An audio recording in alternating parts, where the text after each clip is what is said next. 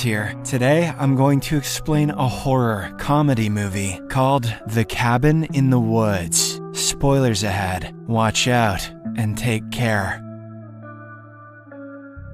Beneath the Earth's surface lives a cabal of ancient and giant, godlike creatures. The only thing that stops them from coming up and wrecking our societies is regular human sacrifice. It is revealed that several secret laboratories have been established around the world to carry out the process. They find and sacrifice hundreds of young people every month to appease these godlike beings. In one such US laboratory, engineer Steve is complaining about his married life with his colleague Gary. The duo is heading back to their workstations when they are approached by the lab's chief chemist, Lynn. She anxiously reveals that a similar lab in Stockholm has failed its task. It is now up to them and the Japanese lab to fulfill their quota of human sacrifices. Although the men are shocked by the news, they reassure Lynn that they won't mess it up. Elsewhere, at a nearby university campus, Dana prepares her bag for an upcoming weekend trip. She is soon joined by her two close friends, Jules and her boyfriend Kurt. The trio carries their luggage and loads it up into a camper van. After a while, they are joined by other members of their group, stoner Marty and transfer student Holden. Kurt takes the steering wheel, and they make their way to his cousin's cabin in the nearby woods. None of these students know that they are about to be the next batch of human sacrifices. On the way to the cabin, the group passes through a mountain tunnel, unaware that they are now entering an invisible one-way dome. They finally arrive at their destination, and everyone begins unpacking. Holden goes into his room, where he spots an eerie painting depicting a horse being skinned. This spooks him, and he takes the painting down, only to discover that it is hiding a one-way mirror. On the other side is Dana, who is currently changing in her own room. Holden quickly shows the mirror to everyone and switches rooms with Dana. You guys can watch me change if you want. I don't mind. At the lab, Steve and Gary are watching the youngsters through the cameras they've hidden throughout the cabin. They are making final preparations to begin the process of the ritualistic sacrifice. Meanwhile, the youngsters get a party started by bringing out the booze and turning on the music. They play truth or dare, and it's now Dana's turn. Just as she chooses dare, a secret cellar door blasts open behind them. While the rest of the group is stunned, Jules dares Dana to enter inside. The latter also refuses to chicken out and brings a flashlight to explore the cellar. She sees that it is full of weird antiques from the previous owners. Soon enough, the rest of the group joins her in the basement and explores the mysterious room. Dana picks up an old journal from nearby, and the group quickly huddles around her. It turns out the diary belonged to someone named Anna Patience Buckner, who lived in 1903 with her sadistic family, led by patriarch John Buckner. As Dana reads the last words of the diary, the corpses of the Buckner family mysteriously rise from a nearby grave. Later that night, Marty, who's high on weed, tells Dana that something weird is happening. He doesn't understand why Jules is acting like a dumb blonde when she's in pre-med. Kurt also is suddenly turned into a high school jock when in fact he's a sociology major on a full academic scholarship. He shares his theory that there might be puppeteers controlling them. Like, I don't even like weed! But Dana dismisses his points. Meanwhile, the young couple starts making out in the woods, unaware that a room full of men is watching them. The engineers turn on artificial pheromone mists and light the way to a clearing where the couple can have their little outing. Everyone in the lab then watches on as Jules and Kurt make love on the ground. At this romantic moment, the Buckners arrive and stab a dagger into Jules' hands. A horrified Kurt is also impaled through the back, but he manages to punch down one of the corpses. As the scuffle intensifies, Jules runs towards her boyfriend, but she's chained down and dragged by another zombie. Poor Kurt can only watch in horror as the monsters cut off her head with a saw. I'll save you, but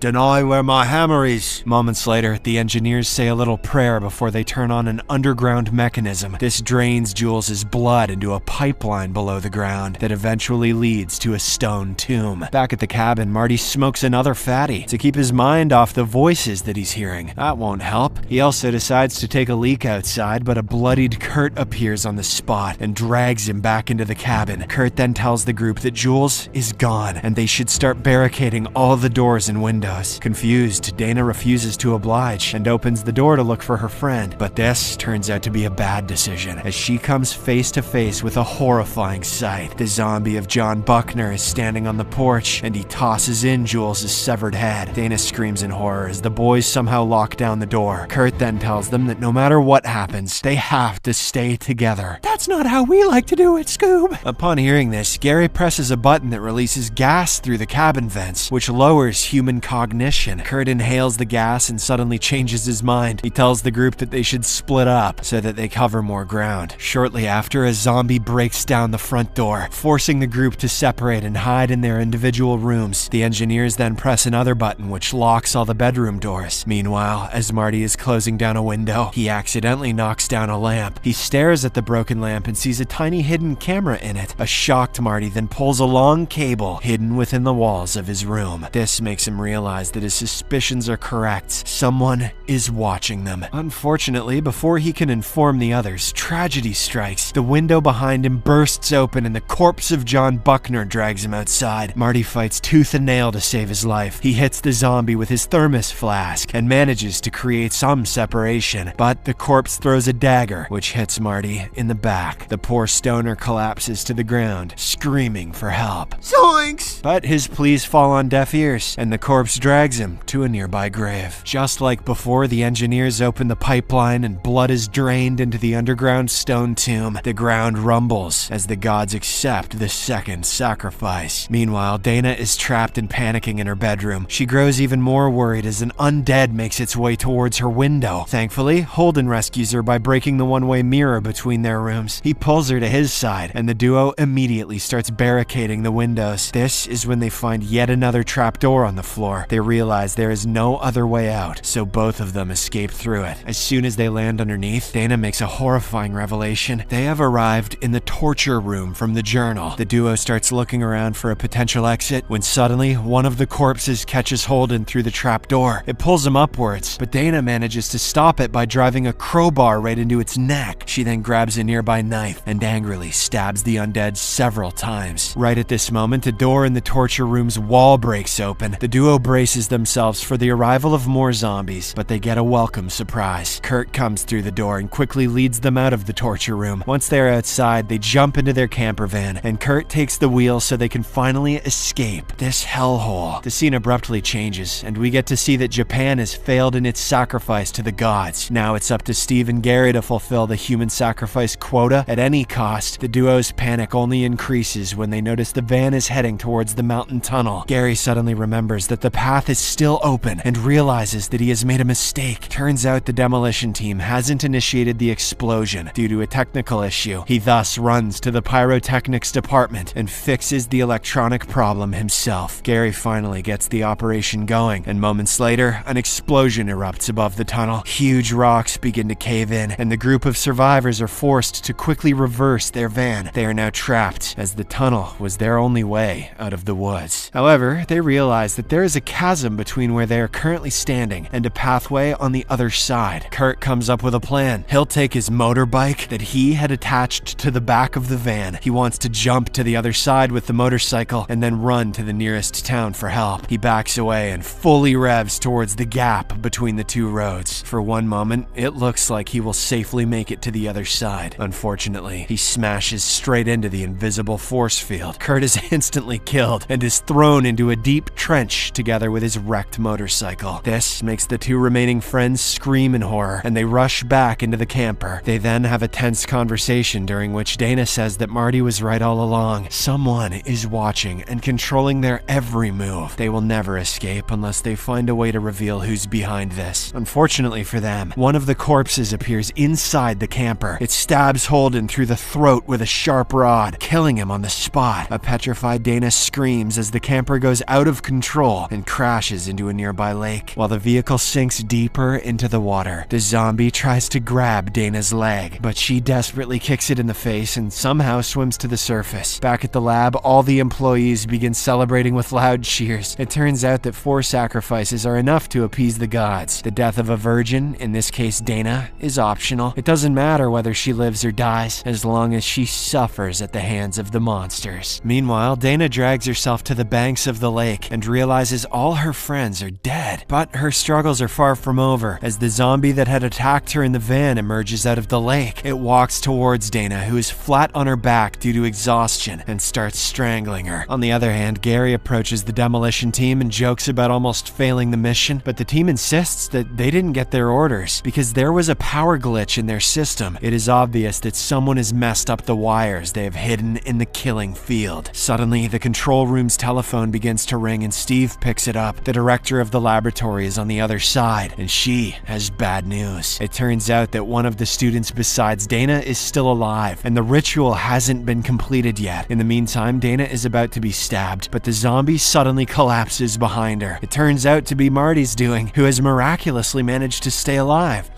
I'm alive! The two then make a run for it, and Marty leads her inside one of the graves. To Dana's utter shock, she sees that the grave is in fact a huge tunnel. There is also the dismembered remains of one of the zombies nearby. It is revealed that Marty had somehow managed to kill the monster that had dragged him in this grave. He is also the one that caused the power glitch that the demolition team was talking about. Following this, Marty shows Dana an elevator that he discovered underneath the grave. It is now obvious to the youngsters that someone sent those zombies after them. If they want to escape, the only way is to go down. Thus, they hop into the elevator along with the severed zombie arm. After a few minutes, the elevator takes them deep into a large network of dungeons. The two friends soon come face to face with several kinds of monsters in glass cages. Upon seeing them, Dana suddenly realizes a harrowing truth. The people behind this whole incident made them choose which kind of monster they would face. She had picked up the journal, unwittingly choosing the zombies and causing the deaths of her friends. At least she didn't unwittingly pick leprechauns. Meanwhile, in the control room, Gary sends a security guard towards the elevator. He wants to eliminate Marty so the ritual can be completed. Sometime later, the elevator doors open, and the security guard comes face to face with the two survivors. In a stroke of luck, the zombie's arm grabs the guard's legs, distracting him. The duo takes this opportunity to eliminate him and grab his gun along with a nearby dagger. They then escape from the spot and quickly find themselves in a hallway with a lot of doors. Suddenly, a woman starts speaking through the speaker system. She tells them to give up and allow themselves to be sacrificed. However, the survivors hide in one of the operator rooms. Right before a squad of guards starts firing at them, Dana realizes that there is a control system nearby, and she punches a big red button on it. This causes all the doors in the hallway to open, releasing an army of monsters. The entire squad of guards is instantly taken down by various demons, who are now free to roam the lab. On the other hand, Gary, Steve, and Lynn have locked themselves in the main control room. Their defenses have been overridden, and there is no way out. Elsewhere, Dana and Marty quickly get out of the operator's room and escape through a hole in the hallway. Back at the control room, the monsters manage to break down the steel door. Steve tries his best to keep them at bay with his machine gun. Gary, meanwhile, puts in the code for the escape hatch leading downstairs. Unfortunately for them, an explosion erupts in the control room, causing Steve to be blasted into the air. A hideous, fish-like monster then approaches him and eats him alive. Thankfully, Gary manages to open the hatch and escapes the control room just in the nick of time. He runs through a dark hall, but doesn't make it too far. Gary runs into Dana, who stabs him in the chest with her dagger. Following this, Marty hands her the gun, and they go further into the tunnel. The duo soon finds themselves inside a chamber surrounded by 5 stone tombs. This is when the lab's director reveals herself and finally tells them the truth. If they don't make the sacrifice, the gods who rule the earth will rise again and create havoc. She tells them that the sun is coming up in 8 minutes, and if Dana wants to save the rest of humanity, she must kill Marty. Utterly shaken by this revelation, Dana raises the gun at her friend. Marty can only stare in disbelief as he realizes what she's about to do. But before Dana can pull the trigger, a werewolf lunges from the shadows and bites her in the neck. She recoils due to the pain, causing her to fall nearby. The director and Marty then fight to take control of the weapon. After an intense skirmish, Marty grabs the gun and empties the bullets into the werewolf. This causes it to run away whimpering, and Dana also manages to survive. Marty then turns his attention towards the director and pushes her into the raging depths below. Unfortunately, all these heroics mean nothing for them as the ritual has failed. The two friends then sit down and share one last smoke together. The movie ends as a giant hand erupts from the depths and obliterates the lab.